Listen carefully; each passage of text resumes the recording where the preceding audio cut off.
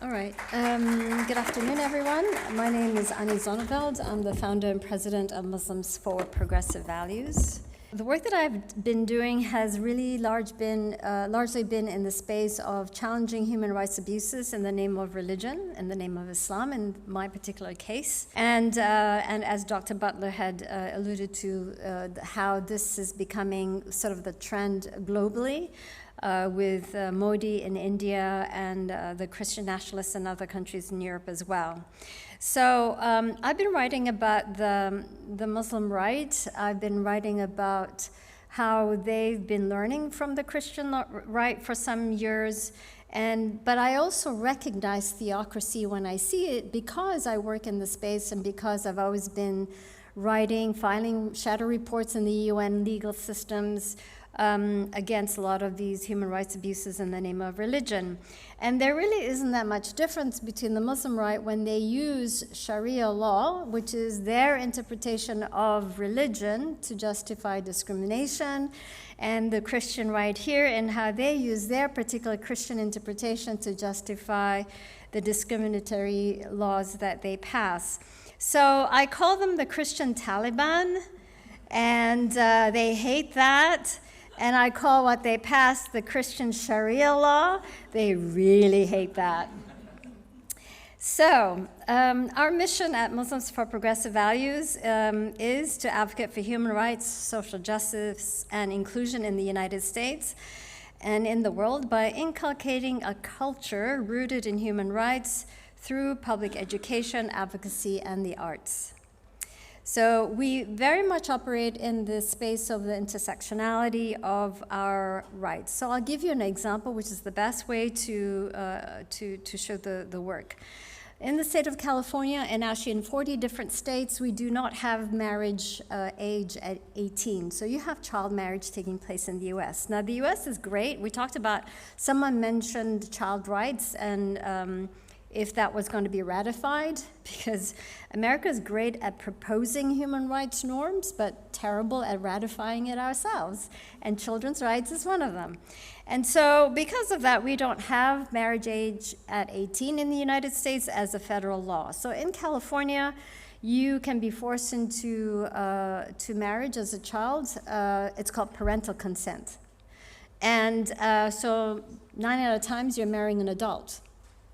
And you are definitely forced into marriage if you're found out to be a queer child. So that's the intersectionality in which we work. So it should be an issue that child marriage, child rights advocates, as well as LGBT organizations work together on, but it is not the case, sadly so. So today we are going to delve into the intersectionality of the religious right. And this is one issue they all come together on, that is SOGI, sexual orientation and gender identity. And I was able to witness the march against marriage equality in Paris some years ago, and lo and behold, you had the most orthodox of the religious entities, the Muslim Orthodox and the Jewish Orthodox, marching hand in hand against marriage equality. So that's where they all agree on. So to understand the complexity of this issue, we must first examine the historical and cultural contexts that have shaped these movements, as well as the underlying beliefs and values that drive their respective agendas. The religious right refers to a political active movement within conservative Muslim and Christian communities, often advocating for traditional values, quote unquote, traditional values, and policies influenced by religious beliefs such as emphasis on traditional family structures, opposition to same-sex marriage, and resistance to inclusivity, particularly concerning LGBTQ individuals. The traditional family structures. The religious right emphasizes traditional family structures based on heterosexual marriage and nuclear families, often opposing same-sex marriage and other non-traditional family arrangements. I work in the UN spaces a lot, and this is a consistent theme that pops up, and how the legal language is every year being negotiated and renegotiated.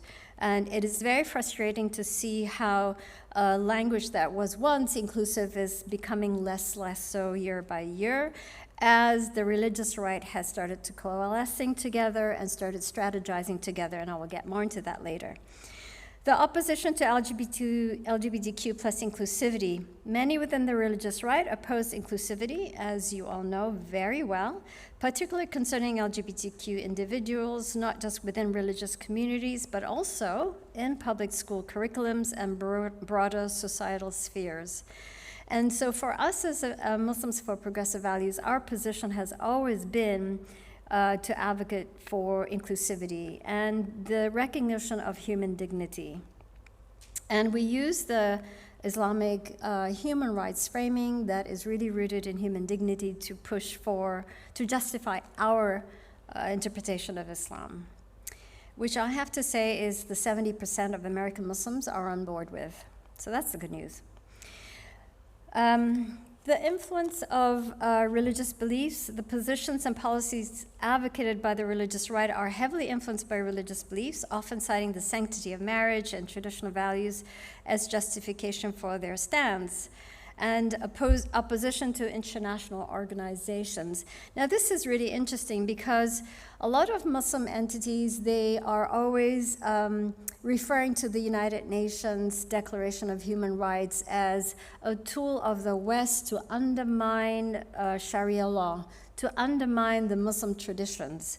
And yet what we're starting to see at the UN, particularly, is the infiltration of the Muslim religious right, led by the Catholic Church and the evangelical churches and others in usurping that space, that human rights space. So now I'm going to get into the evidence part. I'm not a lawyer, but there's been a lot of legal talk today, so I'm going to back it up with evidence. So there's a partnership between hate groups, is how I would frame it.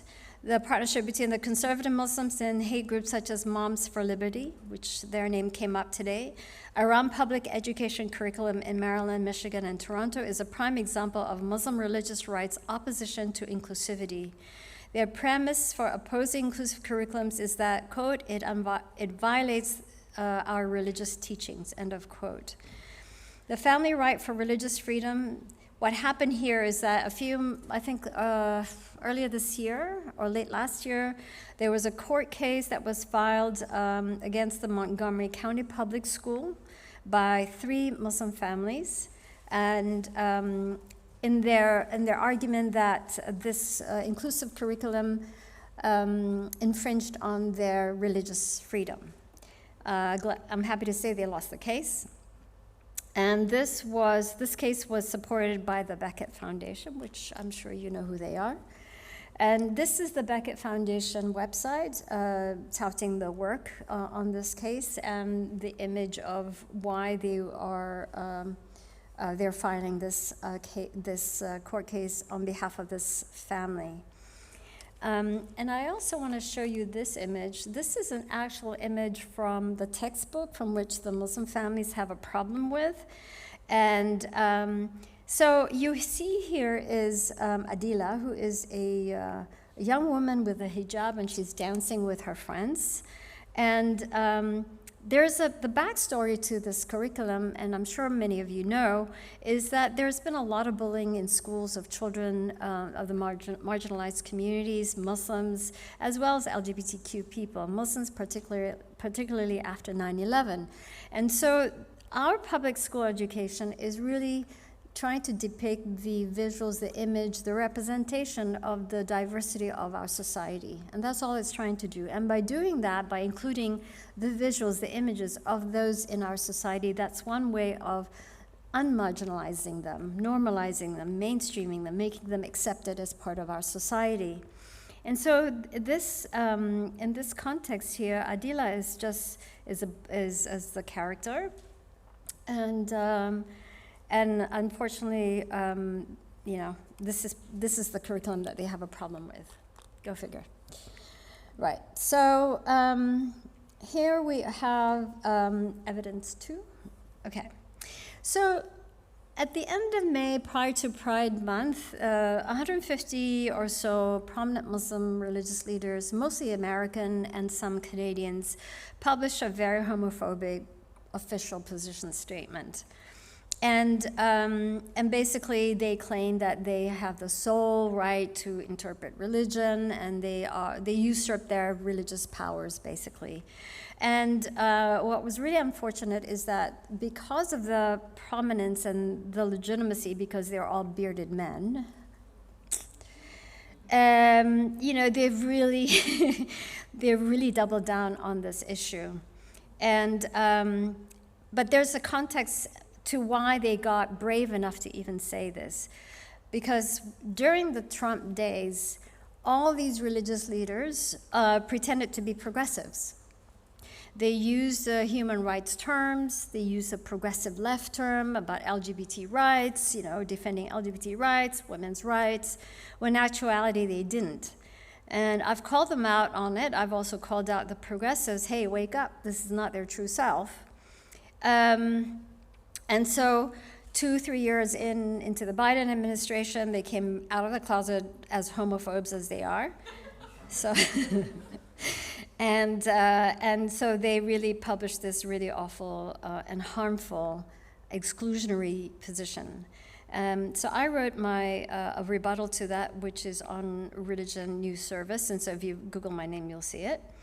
But what is important is that this person, she is based here, I think in Maryland probably, or Virginia, and she's a lawyer, a liberty lawyer, and a fellow at the Aspen Institute. And she has a book, 2 books. One is called The Politics of Vulnerability, How to Heal Muslim-Christian Relations in a Post-Christian America. I'm not really sure what that means, the post-Christian America.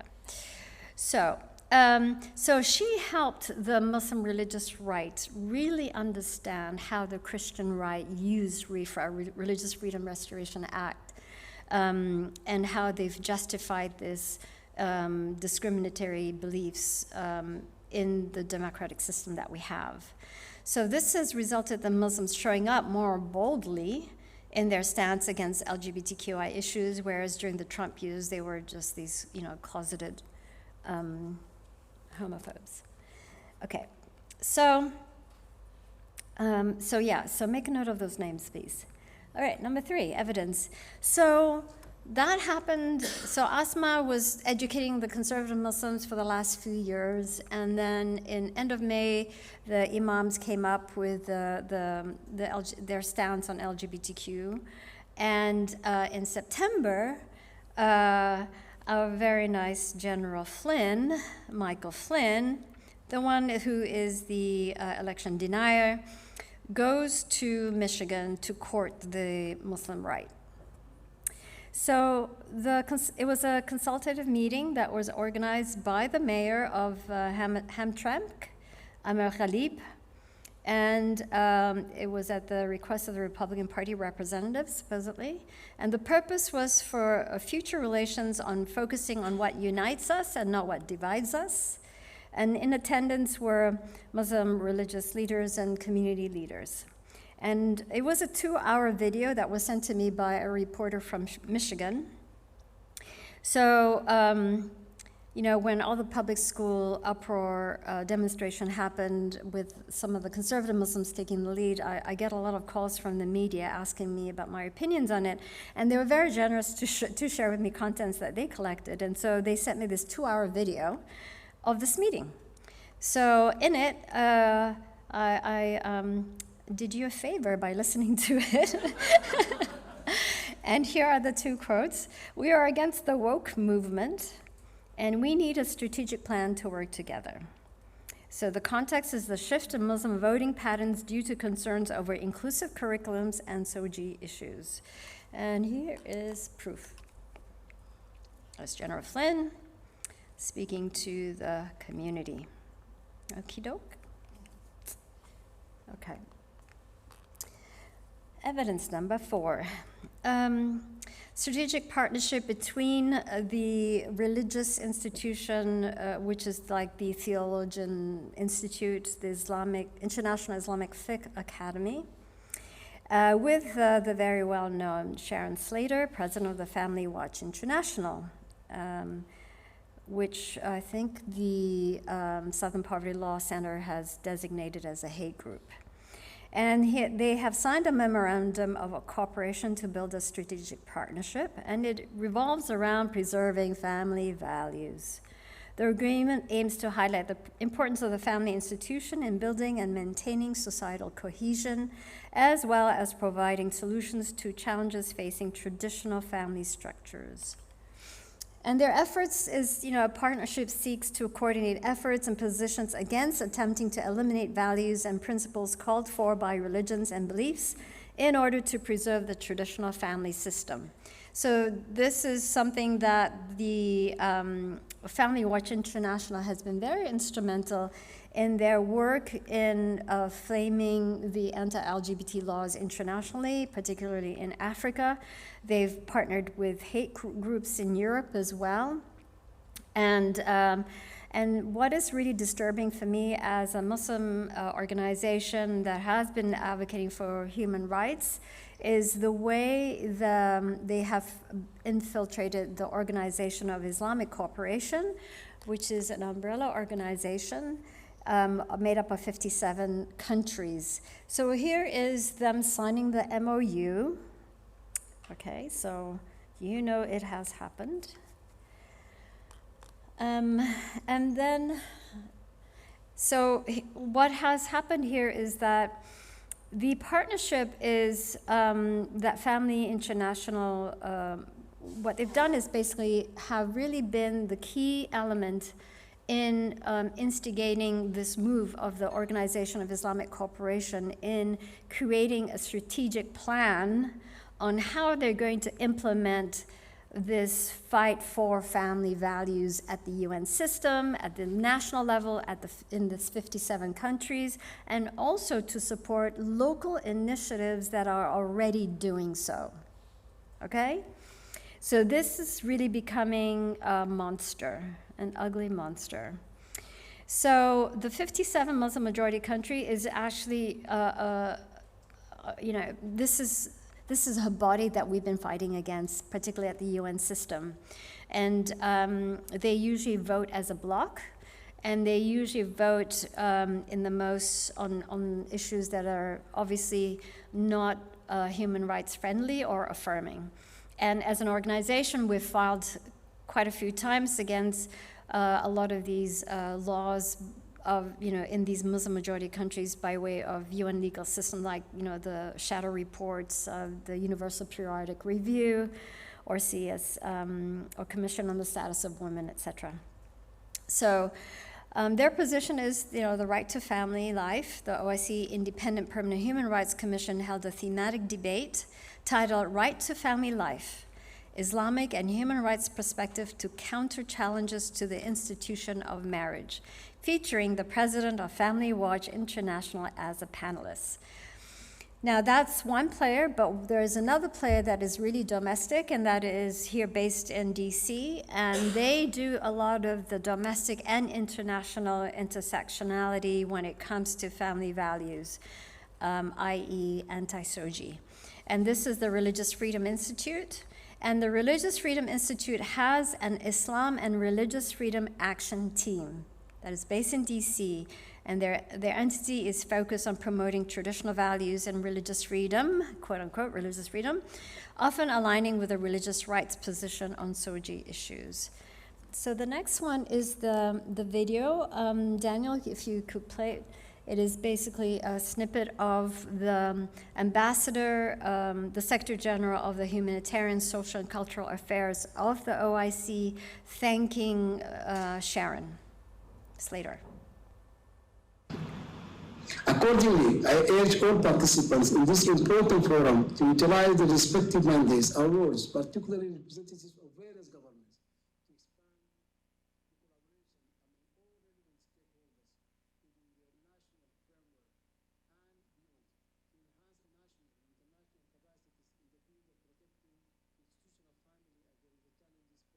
SOGI agenda, including through raising awareness, providing training, and the spirit of guidance to empower core family stakeholders throughout the world on how to address the various policy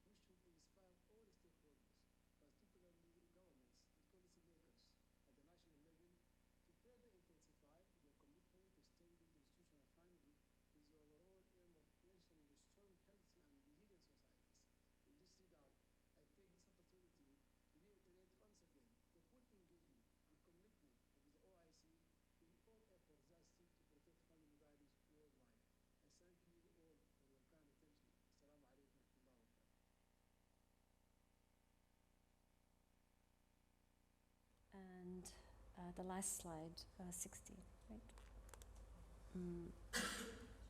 Okay. So the ongoing battles between the religious right and social rights advocates highlight the complex intersection of religion, politics, and human rights, while both sides passionately defend their respective positions. The debates surrounding family values, marriage, human dignity, and inclusivity continue to shape our societies and challenge us to find common ground and mutual understanding. As we navigate these intricate issues, it is crucial to approach them with empathy, open-mindedness, and a commitment to upholding the fundamental rights and dignity of all individuals, regardless of their sexual orientation, gender identity, or religious beliefs. Only through respectful dialogue and a willingness to listen can we hope to bridge the divide and create a more inclusive and just world. I say this, though, because based on the context of our conversations earlier on, when folks were saying, well, our first conversation starts with the families that are sitting at our tables. And in order for us to have that conversation with our families sitting at the table is to have an open ear and be empathetic. But that said, it is important to remind ourselves that those on the religious right are not interested in the dignity of folks on the other side. So that's where we're at. So in conclusion, about MPV, just as Dr. Butler spoke about, you have to understand Christian theology in order to understand what you're fighting against, right? Similarly, you have to understand Islamic theology as well in order to understand what you're up against. And so we have developed a lot of easy-to-read and understandable content, framing our Islamic human rights language that advocates for the separation of religion and state that I invite you to use as you are doing your work. Because of MPV advocates for reform within the Islamic traditions, promoting a universal human rights interpretation, we have partnered with AU on many occasions in filing amicus briefs and in supporting fighting the religious right, no matter what religion they are coming from. Thank you.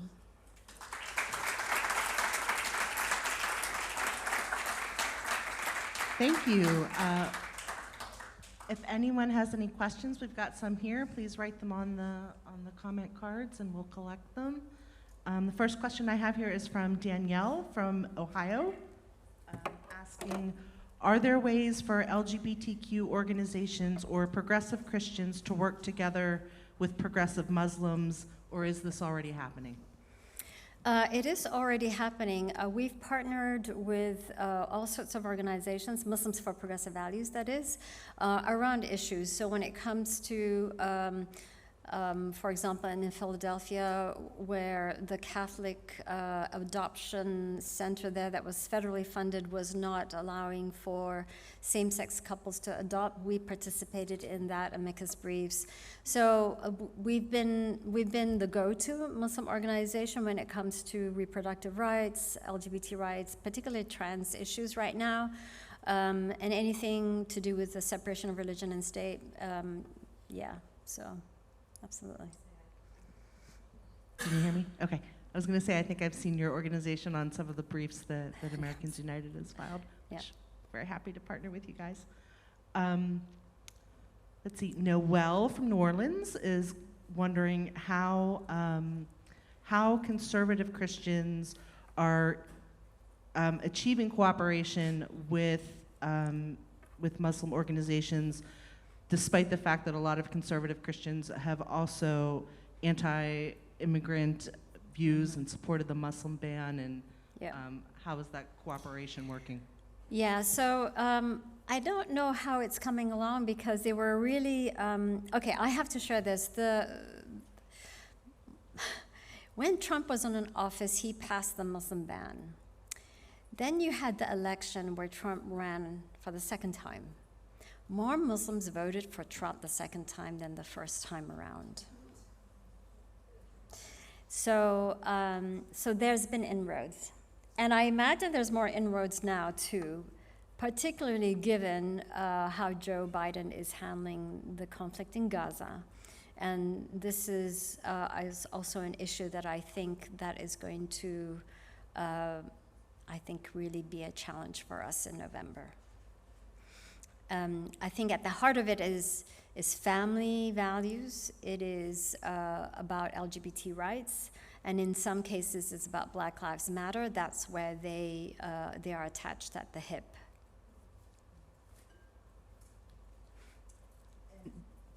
This might expand on that a little bit. We have a question from Rhett in California, who's joining us virtually.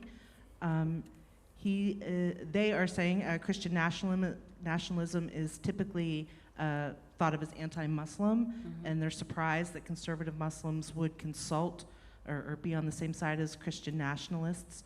Or do you think it's more of a legitimate cooperation, or they're sort of just borrowing their materials and agenda as is convenient? I think there is a legitimate agreement in values, and if they are focused just on that and not on the politics, then I think that is going to be, like I said, an ugly monster. And I also think that they have this, it's all about God, right? Sorry to say that, I'm a Muslim, I'm a person of faith, but they are so driven by God to the extent of they don't care about the beliefs or non-beliefs of others. They're so single-mindedly driven by that. And I think that is the marriage of convenience, but it is a marriage, even if it's of convenience. And I think that's something that we have to be very mindful. That's why I really push for the progressive interpretation of faith, whether you are Muslim or not, because I always push for the progressive interpretation, Judaism and Christianity and Hindus, etc., because that's one way for all of us to coalesce together as progressive entities of faith against the more conservative and radical elements within our faith communities. That is one way for us within the faith to win over, to carve away the influence the traditionalists, the conservative, and the right-wingers have over our own constituencies. And I think that's a really important work for the progressives of faith, whatever faith you are, to work in that space. And I think it's really our responsibility to do that hard lifting. Sort of building on that, I think Layla from right here in DC asks, as a Muslim, I see that in progressive spaces, we recognize that Christian nationalists do not define Christianity. Why, in your opinion, do fundamentalist Muslims sort of define the narrative about your faith? And why is that? That's because just like the trans people, they don't get their voices heard on the New York Times. We don't get our voices heard either, and that is the problem. And the conservative Muslims have been so good at depicting the definition of what a good Muslim is, and that is, you know, as a Muslim woman, you wear a hijab, as a man, you have a beard. And so this has been ongoing for many decades, particularly after 9/11. And as you might remember, some of you might be old enough, but right after 9/11, you had President Bush standing with Muslim religious leaders in a mosque, and they were all men except for one token who was not a religious leader. But this, you know, it was actually that image that we all got together. So who are these people representing us? They don't, what the hell? We never voted them to represent us. And so that's why Muslims for Progressive Values came about as well, as a way to represent our particular interpretation of Islam, an egalitarian and social justice interpretation of Islam. And so I think the narrative of progressive Muslims is not heard because it is censored. I've been in interviews, for example, like 10-year anniversary of 9/11, by public television, and but you know, my part of the interview got cut out on, you know, on the floor, they call it, right? They cut it out because I did not represent what a typical Muslim should look like or sound like, and that is the problem. Because we are painted to be a particular look and we have a particular narrative.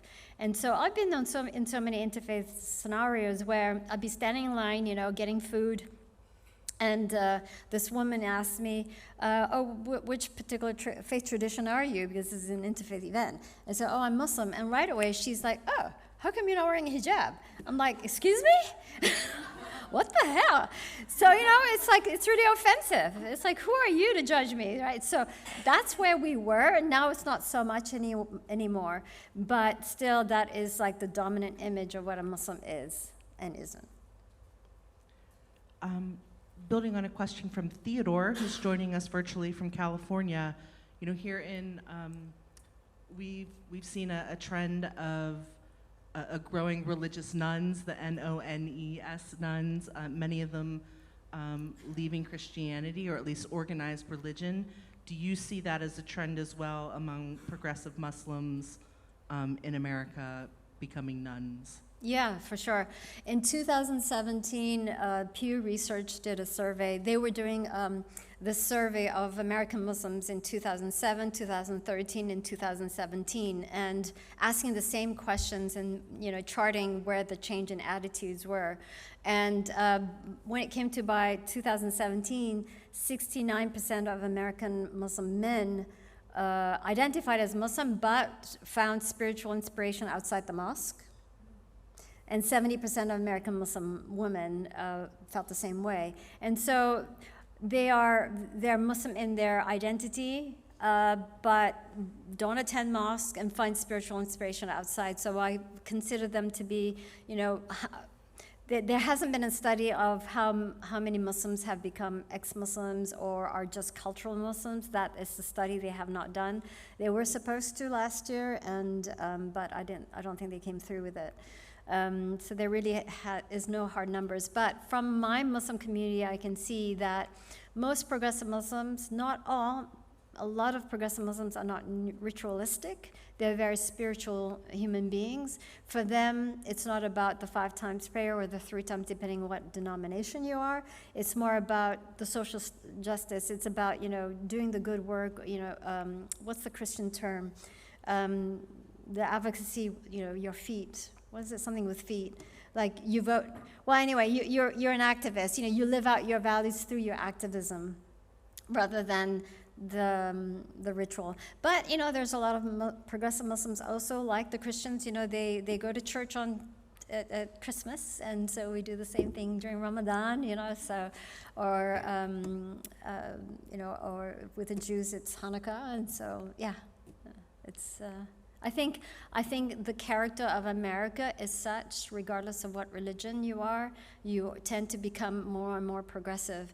I also do a lot of interfaith marriages where I do not convert the non-Muslim partner. And that's also unique because mosques will not do such a marriage.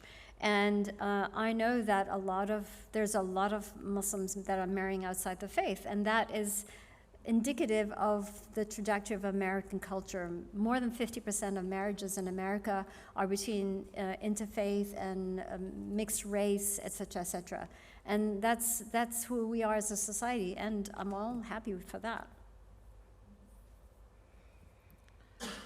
Aiden from Massachusetts asks, do you view the collaboration between the religious rights as a stable long-term collaboration, and what might stabilize it or destabilize it?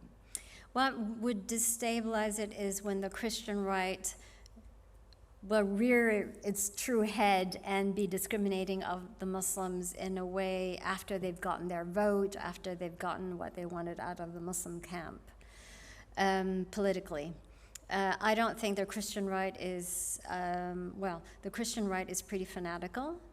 Not as fanatical as the Muslim right, and so I think maybe that would be the soft landing or the silver lining, I would say, because the Christian right is really hardcore.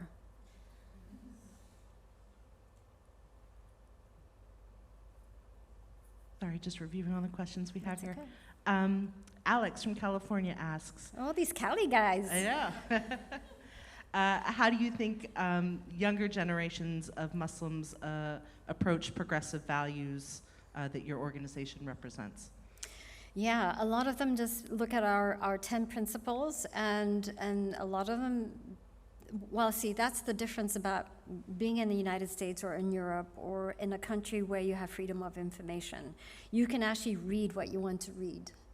Whereas in a lot of the Muslim majority countries, like in Malaysia, for example, you can't buy a book by a Christian pastor by the name of Pastor Boone, I know him as Pastor Boone, but the name of the book is It's Okay to Be Gay, and that's banned in Malaysia, for example. So when you have a controlled environment of what information you can have access to, it really shapes the society. And so the nice thing about being in the United States, you have a critical mass of American Muslims who are highly educated or college educated and are critical thinkers thanks to our public school system. And yes, I think they do tend to become Democrat. So, and so they come to our website, they look at the content that we have, and they read our 10 principles, and they, right away they recognize that, well, this is a set of Islamic values that I subscribe to. And so that's been something that we've been very careful at creating and anchoring the work that we do in those 10 principles. So the first thing that we did when I founded Muslims for Progressive Values was to create these 10 principles and to also find theological basis, justification for backing up those 10 principles. Because otherwise we would just be a progressive organization, and what's Muslim about you, right? And so it was really important for us to really anchor it in faith language. And so there's a lot of Muslims and Gen Z that are struggling with their Muslim identity. They are inherently progressive, but they don't know how to reconcile their progressive values with the orthodoxy that their parents raised them. And so that has been a real identity conflict. So sometimes I see young people coming to our events, but they're very closeted about their progressive values. They can't even share their progressive values with their parents, for example. So we have that going on as well. But that's starting to change, and I think the Me Too movement really helped bring out the best out of everyone, and so did the Black Lives Matter movement bring out the best out of everyone when it came to social justice issues. And so we see the younger generation being more bold and more assertive about their values and reconciling that with their Muslim identity. Adam from Washington, D.C. asks, what do you see as the role of non-Muslims in countering some of these dog whistles and anti-Muslim sentiment? Yeah, we do need the allyship, for sure. I think, well, for me, what I've always done is when someone is critical about, oh, look at these crazy Christians, I will say, hang on a second and pause here. I will defend the Christians because I know wonderful Christians. As a matter of fact, after 9/11, if it wasn't for this Christian pastor, I would probably become disenfranchised with Islam. And it was because of this Christian pastor that I really started reconnecting with the humanity, that there is good humanity out there. And so I think that it's important for our for our non-Muslim allies to be really assertive when someone is discriminating and prejudicial in statement and observation about the Muslim religion in general and Islam in particular, because we are we are so diverse in our backgrounds and the way we were raised. We are Americans first, and we are also Muslims. And so I think for us to really have a peaceful coexistence is for us to stick up for each other. Like I said in my presentation, I've always been about intersectionality, and I am uncompromising about my intersectionality in my work and in how I live. Whitney from Wyoming asks, do those on the Muslim right understand that people like Mike Flynn are using them as pawns? Do they recognize that Christian nationalists really want to obliterate all other religions except for their own? Yeah, one of the comments in that video, when I was, like I said, I did you a favor by watching it, was that there was one guy who asked, well, how do we know, how can we trust you, because you've said some incredibly Islamophobic stuff. And he had to backpedal, he had to apologize, and the thing is, the conservative Muslim is willing to give it a shot, right? And like I said, second time around, they voted for Trump more than they did in the first round. So it'll be interesting to see what that number is in the third time around. But I think the conservative Muslim, the Muslim right is going into this partnership with their eyes wide open. So that was in September, but then, October 7 happened, right?